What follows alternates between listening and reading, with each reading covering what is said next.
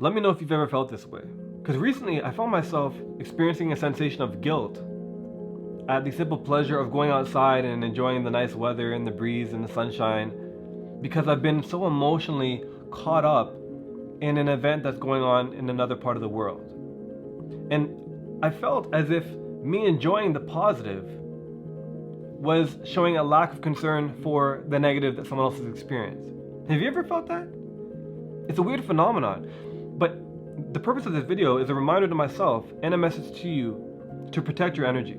Every year, through the wonders of technology, we're able to get access to information as it's happening. And every year, there's a part of the world or a certain group in a part of the world or a person somewhere in the world that is going through tremendous torture or negativity or unfair experiences. And because bad news spreads so fast, we get instant access to that. And we get to have access to first-hand footage of those tribulations that someone is experiencing. And it allows us to be very emotionally connected to it. Because a world and a picture gets painted that is so far different from our own. And if you're anything like me, you can find yourself in like just hours of reflection and sympathy and pain at the situation that other people are going through.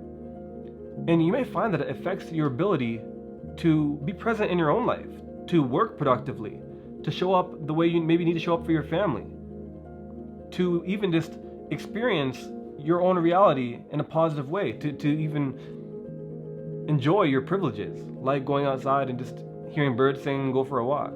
This message in this video is not one of toxic positivity. It's not to say that you should feel positive all the time, and if you experience negativity, turn your head quick and ignore it because you need to focus on being positive all the time. No, I'm not talking about that. But protect your energy, not in a new age spiritual way, but in a way where you can kind of maintain a position of equilibrium, right? Where you're not so naively positive that you're not aware of what's going on in the world and the suffering that maybe other people are experiencing, but you're not also so intensely caught up in the bad that is around us in the sense of the world that you're unable to show up in your own life. Lately, I see friends of mine posting online that they need to take a step away from social media. And as I'm sure you're aware, the reason people need to take a step away from social media is often because they're so emotionally overloaded from what they're experiencing, the information they're getting access to, that it's affecting their mental health. And sometimes we can feel guilty for separating ourselves from that information because we think, why should we be happy? Why should we enjoy the simple things in life when these people over here are every day, every second of every day, they're experiencing this torment and fear. They go to bed with maybe bombs exploding down the street. There's nothing honorable or admirable about forcing yourself to look torment in the eye just to prove to yourself that you're concerned and you have sympathy for that situation or those group of people or that person. Protect your energy. You can't show up productively and be of use to anybody if you're giving all your energy focusing on everything else that's going on around you. If you dive into the ocean, pressure builds up in your lungs and you need to be able to come up for a breath. And this doesn't mean completely separate yourself from the situation.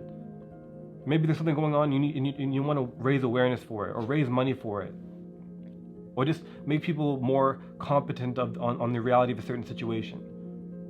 Especially in regards to wars and lack of justice in a part of the world or with a certain group of people. But there needs to be a balance.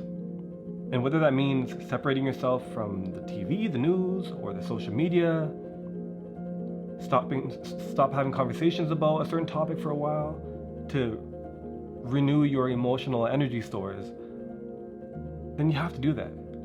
Protect your energy. Energy flows where focus goes. Like the beautiful thing about technology is we get to know what's happening everywhere in the world as it happens. But the negative of technology, the cons of social media is that we get to know what's going on in the world everywhere as it happens. It's a double-edged sword. And so you have to be confident enough to wield that sword in a way where you can use it positively to help other people, but also prevent it from stabbing yourself, right? Emotionally.